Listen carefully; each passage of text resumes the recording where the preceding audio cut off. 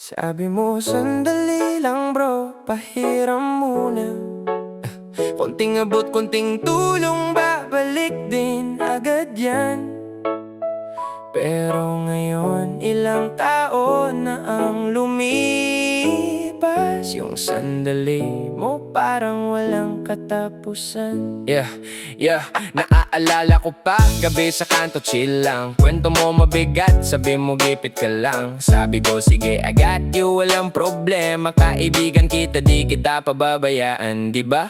Pero buwan naging taon, wala pa rin galaw. Chat ko sin mo lang, wala man lang sagot na klaro. Next week bro, promise pa ulit-ulit na linya. Hanggang sa nawalan na ng bigat yung salita. Hindi ko naman kailangan ng dahilan lagi. Kailangan ko lang sana yung respeto kahit konti. Kasi bawat piso may pawis na kapalit. Di yan pinupulot, pinaghirapan, pinagpagod, pinagtiis.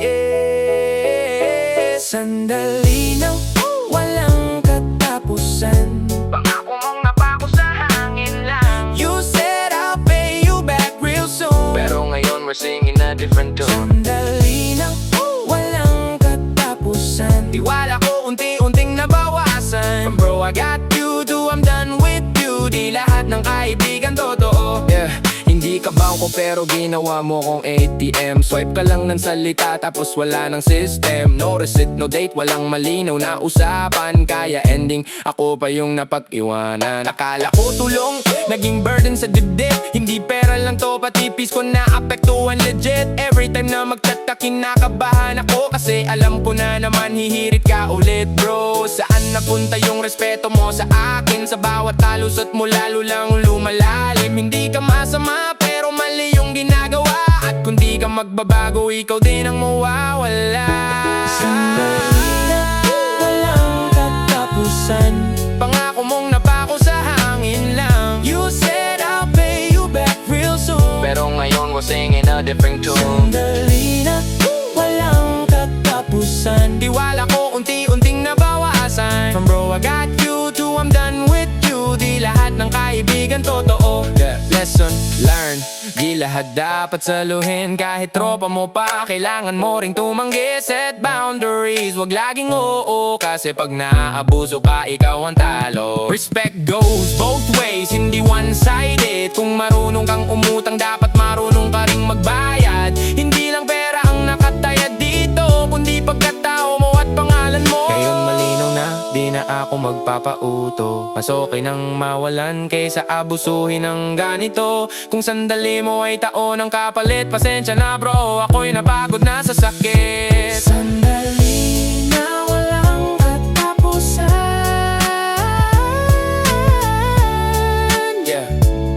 Diyan nasira ang samahan. Next week na lang. Next week na lang. Paulit-ulit na linya, parang sirang kanta lang. Next week na lang. Next week na lang. Hanggang sa nawalan na ng bigat ang pangako mo bro. Una mong sabi, short lang ako ngayon. Sabi ko sige, tulong ko na to, no question. I trusted your word, kasi tropa kita. Di ko akalain mauulit pa pala. Monday naging Friday, then naging next week. Hanggang sa months na, pero same script. Pasensya na bro, gipit pa rin ako. Pero may panggala ka, nakikita ko. Hindi ko kailangan ng perfect na dahilan. Kailangan ko lang sana yung katotohanan. Kasi bawat next week parang suntok sa hangin. Unti-unting nawawala yung dating natin. Next week na lang, yan ang chorus ng buhay mo, legit. Same old lines, same old beat. Pero wala pa ring bayad, kahit konti. Next week na lang, hanggang sa naging habit mo na. No limit, from promise bro to empty script. Na yan di na kita kayang paniwalaan ulit. Hindi na ito tungkol lang sa pera, it's about respect at kung gaano kakahalaga. Kasi kung kaya mong gastusin sa iba, bakit pagbayad na? Saka ka nawawala, late nights, iniisip ko kung tama ba to. Kung pagiging mabait, ba'y mali na rin ba bro? Kasi habang ako nag-a-adjust para sa'yo, ikaw chill lang, parang wala kang obligasyon. You keep saying soon, pero walang move, walang effort, puro excuse. At sa bawat delay, lalo kang lumalayo. Hindi lang sa utang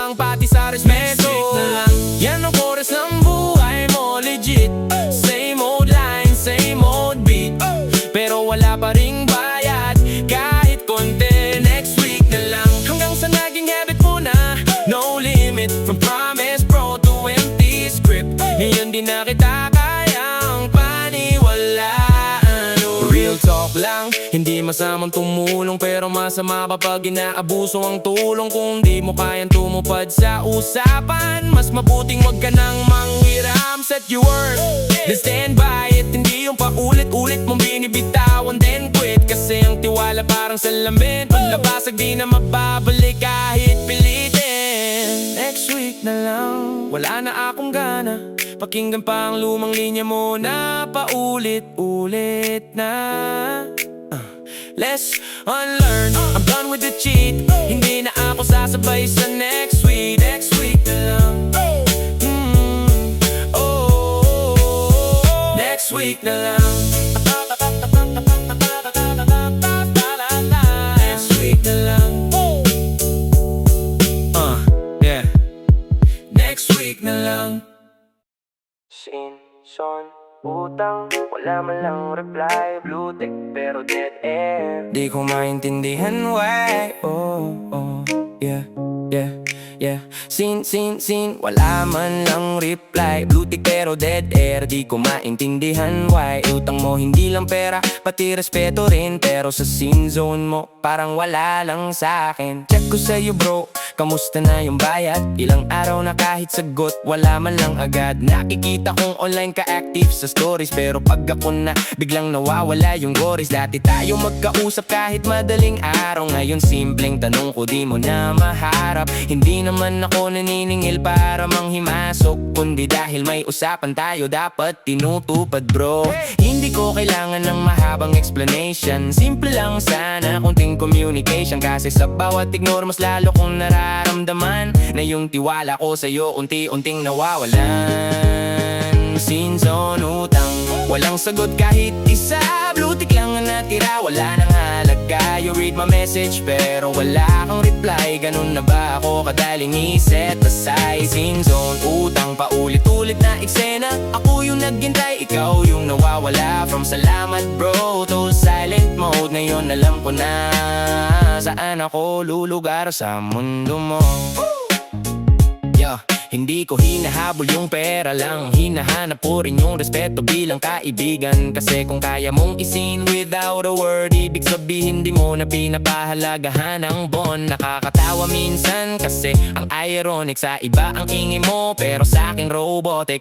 Zero response, parang wala kang pakialam. Samantalang ako iniisip pa rin ang pinagsamahan. Maybe maligit lang sa'yo yung halaga, pero para sa akin pinagpaguran ko yan bro talaga. Hindi ko hinihingi ng pisang bagsakan kahit konti, basta may aksyon at paninindigan. Scene zone, utang, walang sagot kahit isa.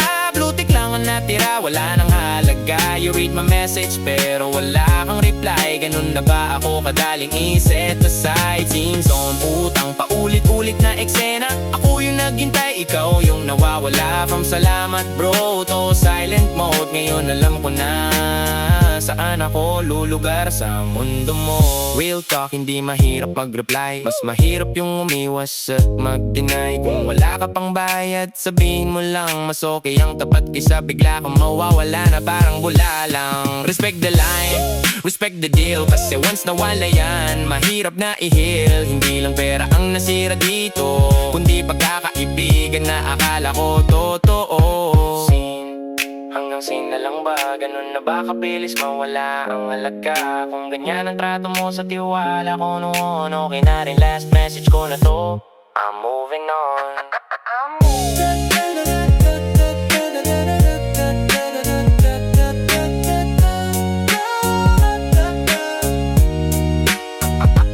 moving on. May resibo ang bawat pera na pinahiram ko, pero yung tiwala ko, paano ko mababawi to? Signed and sealed, akala ko legit ang usapan, pero ngayon ako na lang ang may hawak ng kasalanan. Naaalala ko pa, noong una kang lumapit. Hambal ang dating mo, parang wala kang sakit. Sabi mo bro, saglit lang, babalik din agad. Kaya binuksan ko palad ko, walang pag-aalinlangan. Walang kontrata, walang papel na pinirmahan. Tiwala lang ang puhunan sa ating samahan. Pero habang tumatagal, nagiging malinaw na yung salita mo pala hindi mo kayang panindigan. Wow! Every peso may katumbas na effort at oras. Pinuyatan, pinagpaguran, hindi basta na ibuhos. Pero parang wala lang sa'yo ang lahat. Isang sorry bro, tapos balik ulit sa dati mong galaw. Nasaan ang resibo ng tiwala? Hindi ko na mahanap, parang bula. You took my trust and let it fall. Ngayon ako na lang ang sumasalo sa lahat ng pagkakamali mo bro. Resibo ng tiwala, walang kopya, walang duplicate. Pag nawala, hindi na pwedeng i-recreate. Hindi lang pera ang nawala sa akin, kundi respeto at pagkakaibigan natin. Kung may resibo lang sana ang bawat pangako, siguro matagal ko nang siningil ang totoo. Kasi hindi lang to tungkol sa halaga, kundi sa bigat na salitang binitawan mo sa'kin, diba? You said you got me, you said you'll pay. Pero hanggang ngayon puro delay. And every excuse na naririnig ko, parang punit sa papel ng tiwala ko. Hindi ako galit pero napagod na sa kakaintindi, sa kakaasa, sa kakasige na. Kasi habang ako nag-a-adjust para sa'yo, ikaw naman walang balak baguhin ang takbo. Nasaan ang resibo ng tiwala? Hindi ko na mahanap, parang bula. You took my trust and let it fall. Ngayon ako na lang ang sumasalo sa lahat ng pagkakamali mo bro. Resibo ng tiwala, walang kopya, walang duplicate. Pag nawala, hindi na pwedeng i-recreate. Hindi lang pera ang nawala sa akin, kundi respeto at pagkakaibigan natin. Lesson learned, hindi lahat dapat paniwalaan. Kahit malapit pa, dapat may hangganan. Trust is earned, hindi hinihingi lang. At once na masira, hindi na basta maibabalik yan. Kung may utang ka, panindigan mo. Hindi lang sa salita, kundi sa gawa mo. Kasi ang taong marunong magbayad ng utang, marunong din mag-ingat sa tiwalang inahawakan. Wala mang resibo ang tiwala ko sa'yo. May aral naman akong bit-bit mula dito. Next time, hindi na basta magpapahiram. Kasi alam ko na gaano kasakit mawalan ng pakiramdam. Hindi lang pera ang may interest, pati konsensya mo rin. Habang tumatagal, lalo lang bumibigat sa dibdib. Akala mo maliit lang, kayang i-delay. Pero bawat araw na lumipas, may dagdag na bayad na di mo nakikita. Hey, nung una mong hiniram, simple lang ang usapan. Sandali lang bro, mabilis na bayaran. Pero habang tumatagal, nag-iiba ang timpla. Yung utang mo sa pera, dinagdagan ng problema. Everyday na hindi ka tumutupad, may patong na bigat sa konsensya mong kumakagat. Hindi mo man naminin, ramdam mo yan sa gabi. Yung tahimik na boses na hindi mo matakasan palagi. Hindi lang to tungkol sa halaga ng pera, kundi sa bigat ng salitang binitawan mo na tila hindi mo kayang panindigan sa harap ko. Kaya sarili mo mismo ang hinahabol mo bro. Interes ng konsensya, pataas ng pataas. Kahit wala kang bayad, hindi ka pa rin ligtas. You can run, you can hide, pero nandyan pa rin yung bigat ng mali na hindi mo kayang takasan din. Interes ng konsensya, walang deadline, walang duwe. Pero habang tumatagal, lalo kang kinukulong nito. Hindi mo mababayaran ng excuse at sorry, kasi ang totoo, sarili mo ang naniningil sa'yo, homie. Nakikita kita, parang okay ka lang, pero sa loob mo alam kong may kulang. Kasi ang taong may utang na di binabayaran, hindi tahimik ang isip kahit anong gawin mong takpan. pwede mong i-ignore ang chat ko sa phone, pero yung isip mo hindi mo malivon. Kasi bawat next week na hindi natupad, may marka sa pangalan mong unti-unting kumukupas. Hindi ako ang kalaban mo dito, kundi yung konsensya mong ayaw kang patulugin sa gabi, bro. Kasi kahit anong takbo mo palayo sa responsibilidad, babalik at babalik ka rin sa katotohanan, sa realidad. Interes ng konsensya, pataas ng pataas. Kahit wala kang bayad, hindi ka pa rin ligtas. You can run, you can hide, pero nandyan pa rin yung bigat ng mali na hindi mo kayang taasan din. Interes ng konsensya, walang deadline, walang duwe, pero habang tumatagal lalo kang kinukulong nito. Hindi mo mababayaran ng excuse at sorry, kasi ang totoo sarili mo ang naniningil sa'yo, homie. Real talk, hindi pa huli ang lahat. Kung kaya mong umamin at itama ang dapat. Kahit pa unti-unti, basta may galaw. Mas mahalaga yung kaysa sa puro pangakong sablay na naman. Kasi ang tunay na bayad, hindi lang pera, kundi paninindigan at pagbawi sa pagkukulang mo, pare. At kapag ginawa mo yun, mararamdaman mo rin gumaan ng dibdib na wala ang interest ng konsensya mo rin. Hindi lang bangko ang naniningil sa'yo, pati sarili mo, hindi ka pinapatawad nito. Kaya bago pa tuluyang mabigat ang lahat, bayaran mo na. Hindi lang utang, kundi pagkatao mo rin dapat.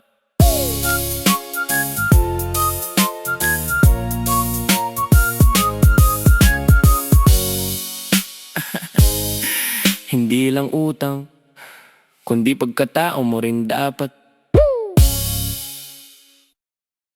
Hindi ako bangko, wala akong unlimited na pondo.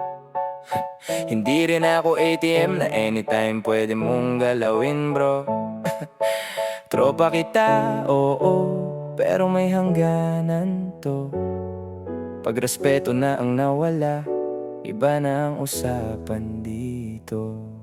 Yeah, nung una okay lang, tulong lang sa kaibigan. Konting abot, walang bilang, basta may mapagbigyan. Sabi mo babalik agad, kaya naniwala ako. Kasi tropa kita, hindi kita tinuring na utangero. Pero habang tumatagal, nagiging routine na. Parang kada problema mo, ako ang solusyon. Lagi ba, hindi na pabor, parang obligasyon ko na nasagutin lahat ng kakulangan mo sa pera. Hindi mo ba nakikita yung side ko rin? May sarili rin akong bills, may pamilya, may pangarap din. Hindi porke marunong akong umintindi, ibig sabihin okay lang abusuhin mo palagi.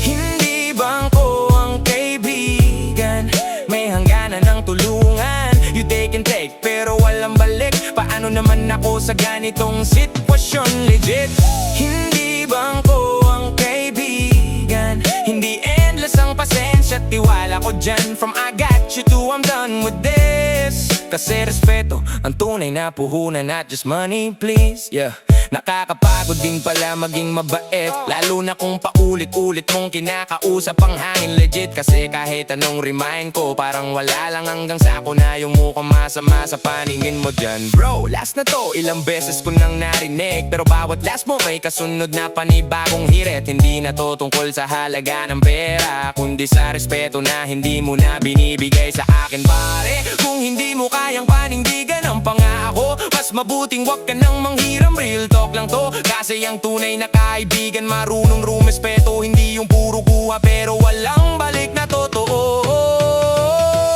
Hindi bangko ang kaibigan, may hangganan ng tulungan. You take and take, pero walang balik. Paano naman ako sa ganitong sitwasyon? Legit, hindi bangko ang kaibigan, hindi endless ang pasensya at tiwala ko dyan. From I got you to I'm done with this. Kasi respeto ang tunay na puhunan, not just money, please. Set boundaries, hindi yan pagiging madamot. Self-respect yan, hindi ka dapat naaabuso. Learn to say no kahit masakit sa simula, kasi pag naubos ka, wala nang matitira. Tulong ay kusang binibigay, hindi sinasamantala. At kung di mo kayang ibalik, sana man lang pinahalagaan mo muna. Kasi ang tunay na yaman, hindi lang nasa pera, kundi sa tiwalang hindi mo dapat winawasak basta-basta. Hindi ako bangko, tandaan mo yan. Kaibigan ako pero may limit ang lahat ng bagay dyan. Kung di mo kayang respetuhin ang tulong na binigay ko, pasensya na pero dito na nagtatapos ang ako para sa'yo.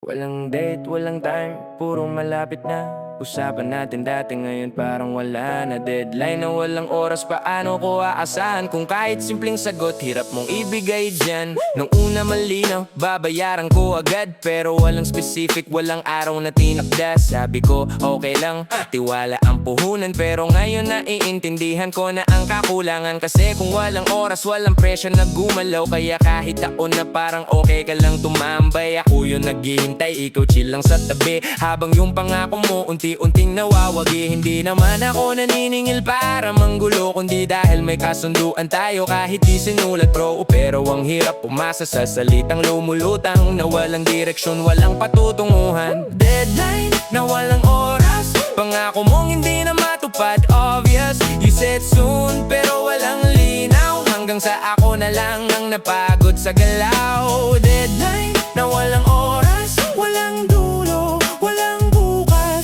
From I pay you back to silence na lang. Ngayon alam ko na wala na talagang aasahan. Kung sinabi mo lang sana ang totoo, kung kailan mo kayang bayaran kahit pa dahan-dahan bro, mas maiintindihan ko, mas magiging klaro kesa sa pangakong sablay na wala namang plano. Hindi ko kailangan ng perpektong sagot, kailangan ko lang ng tapat at may konting effort. Kasi ang respeto hindi nasusukat sa laki ng bayat, kundi sa kung paano mo pinaninindigan ang bawat salitang binigkas. Ngayon malinaw na ako lang ang seryoso sa usapang akala ko pareho nating tinutok. Pero habang tumatagal, lalo kong nararamdaman na hindi lahat ng salita mo dapat pinaniniwalaan. Deadline na walang oras, pangako mong hindi na matupad. Obvious, you said soon pero walang linaw. Hanggang sa ako na lang ang napagod sa galaw. Deadline na walang oras, walang dulo, walang bukas. From I'll pay you back to silence na lang. Ngayon alam ko na wala na talagang aas. Real talk, kung may utang ka, lagyan mo ng petsa. Hindi yung puro salita na lumilipas lang basta. Kasi ang malinaw na usapan may direksyon, na doon nagsisimula ang tunay na responsibilidad at aksyon. Kung di mo kayang tumupad sa sinabi mo noon, mas mabuting aminin kaysa patagalin ang panahon. Kasi bawat araw na lumilipas na wala kang ginagawa, mas lalo mong pinapatunayang wala kang paninindigan. Diba? Deadline na walang oras, tapos na hintayin. Hindi na ako aasa sa salitang walang patutunguhan. Kung walang linaw, wala na rin tiwala. Sa susunod, hindi na ako papasok sa ganitong sistema.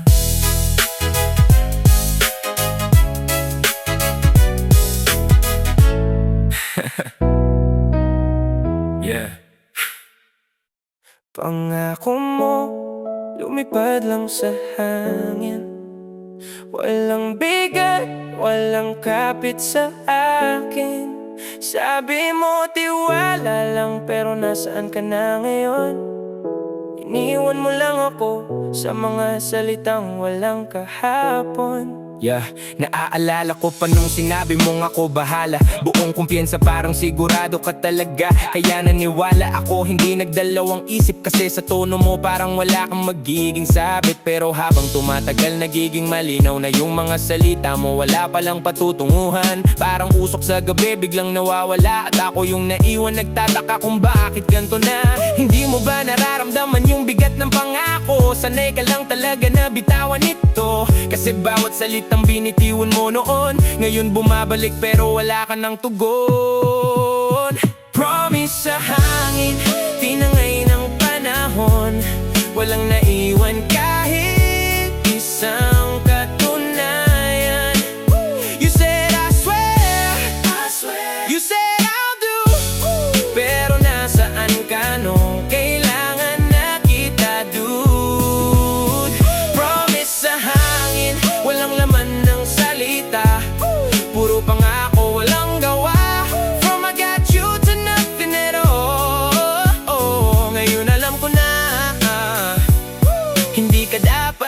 pagkatiwalaan bro. Hindi ko hinihingi ang perpektong tao, ang hinihingi ko lang yung marunong tumupad sa totoo. Kasi madali lang magsalita kahit sino kaya, pero iilan lang ang kayang panindigan ng kanilang salita. You had the chance, paulit-ulit na binigay, pero bawat pagkakataon ikaw din ang sumablay.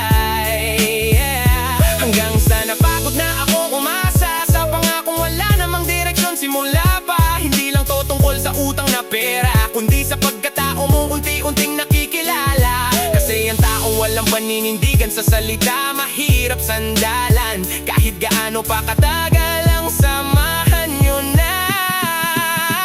Promise sa hangin, tinangay ng panahon, walang naiwan kahit isang katunayan. You said I swear, you said I'll do, pero nasaan ka nung kailangan na kita, dude? Promise sa hangin, walang laman ng salita, puro pangako walang gawa. From I got you to nothing at all. Ngayon alam ko na, hindi ka dapat pagkatiwalaan. Real talk, words are cheap kung walang action. Hindi sapat ang sorry kung walang direction. Kung di mo kayang panindigan ang sinasabi mo, mas mabuting manahimik ka na lang. Totoo kasi ang tiwala hindi pinapahiram lang, pinapangalagaan yan. Hindi basta tinatapon sa hangin. At kapag nasira mo yan kahit isang beses, kahit anong paliwanag mo, mahirap nang ibalik ulit. Promise sa hangin, wala nang saysay. Tinanggap ko na hindi ka na magbabago kahit kailan. Kaya eto na, last na pakikinig. Sa susunod, hindi na ako aasa sa mga salitang walang himig. Hindi lang pera ang binabayaran dito, respeto rin ang kasama sa bawat piso.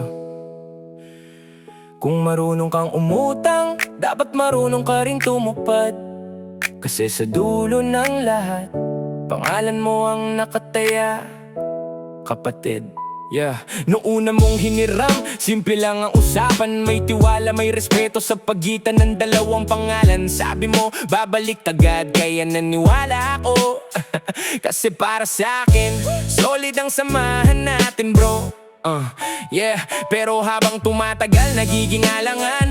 Yung pangako mo parang wala ng timbang. Hindi ko hinahabol yung pera lang sa'yo, hinahabol ko yung respeto na nawawala na rin. Totoo kasi bawat delay, bawat palusot, parang bawas sa pagkatao mong unti-unting nalulubog. Hindi mo ba ramdam na may nawawala? Hindi lang utang kundi kung sino kasama ta ng iba.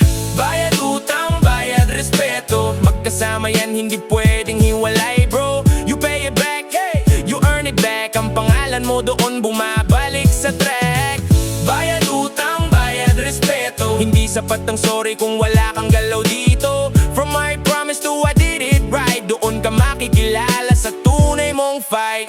Hindi ko kailangan ng isang bagsakan kahit pa unti-unti, basta may paninindigan. Kasi ang tunay na lalaki marunong umako sa responsibilidad, hindi yung puro tago. You can fix it, hindi pa huli ang lahat. Basta umaksyon ka, itama ang dapat. Kasi ang pagkakamali, normal lang yan. Pero ang paulit-ulit na mali, choice mo na yan. Hindi ako galit, gusto ko lang makita na kaya mong ibalik yung dati na ikaw na may salita. Yung marunong tumupad, marunong rumespeto, hindi yung puro dahilan pero walang progreso. Bayad utang, bayad respeto, magkasama yan, hindi pwedeng hiwalay bro. You pay it back, you earn it back. Ang pangalan mo doon bumabalik sa track. Bayad utang, bayad respeto, hindi sapat ang sorry kung wala kang galaw dito. From I promise to I did it right, doon ka makikilala sa tunay mong fight. Real talk, hindi pera ang tunay na issue, kundi kung paano mo hinahandle ang responsibility mo. Kasi kahit maliit ang utang na hawak mo, kung di mo kayang bayaran, malaki ang epekto nito. Respect is built sa maliliit na bagay, sa bawat pangakong tinutupad kahit gaano pa kabagay. At kapag napatunayan mong kaya mong manindigan, doon ka muling pagkakatiwalaan ng karamihan.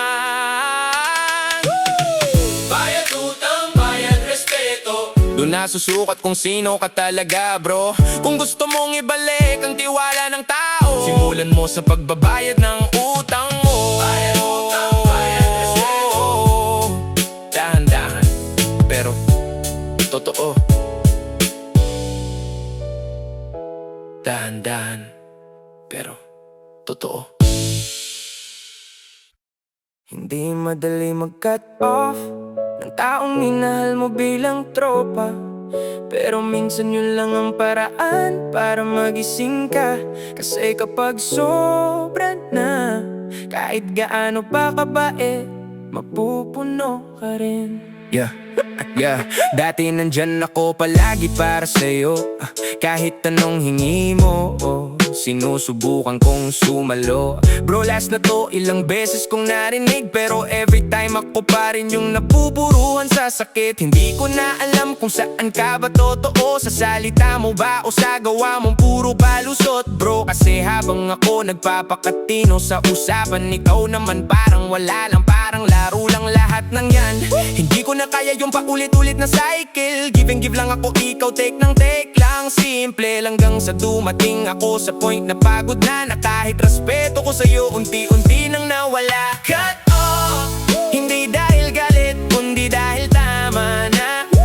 You had chances, you had time, pero sinayang mo lahat, now it's goodbye. Cut off, hindi ito revenge, kundi self-respect lang. Kasi kung hindi mo kayang rumispeto, ako na ang lalayo para matuto ka, bro. Minsan kailangan mawala ka sa buhay ng tao para makita niya kung ano yung tunay na halaga mo. Hindi ko sinabing masama ka bilang tao, pero yung ginagawa mo hindi na tama sa totoo. I try to understand, I try to adjust, pero nauubos din pala ang trust. Kasi every promise na hindi mo tinutupad, parang biraso ng samahan natin na unti-unting nababasag. Ngayon, mas malinaw na sa'kin ang linya between kindness at pagiging tanga sa sistema. Kaya kahit masakit, pipiliin kong umalis para hindi na maulit yung ganitong twist. Cut off, hindi dahil galit, kundi dahil tama na. You had chances, you had time, pero sinayang mo lahat, now it's goodbye. Cut off, hindi ito revenge, kundi self-respect lang. Kasi kung hindi mo kayang rumispeto, ako na ang lalayo para matuto ka. Real talk, sometimes losing people is a lesson. Hindi lahat ng goodbye means lack of affection. Minsan kailangan mo lang piliin sarili mo para hindi ka tuluyang maubos sa mali nilang mundo. Kung may natitira ka pang konsensya, baka doon mo makita yung dapat mong baguhin na. Kasi ang pagka-off hindi lang pagkawala, minsan ito ang simula ng pagbabago sa'yo talaga.